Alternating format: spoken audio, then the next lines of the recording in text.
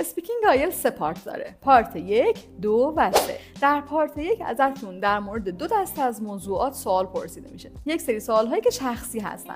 در مورد موضوعاتی مثل کتابخونه، دوچرخه سواری، اوقات فراغت، اقامت در هتل، مسافرت رفتن. در مورد هر کدوم از این موضوعات 3-4 تا سوال میپرسن. کل زمان آزمون اسپیکینگ پارت 1 3 تا 4 دقیقه هست.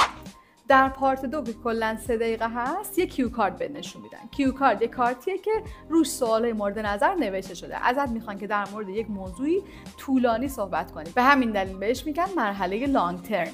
2 دقیقه بعد در مورد یک موضوع صحبت بکنی. موضوعی مثل توصیف یک مکان، توصیف یک شخص، توصیف یک موقعیت، توصیف یک شی. مثلا این که بهت میگن گرونترین وسیله که تا حالا خریدی رو توصیف بکن.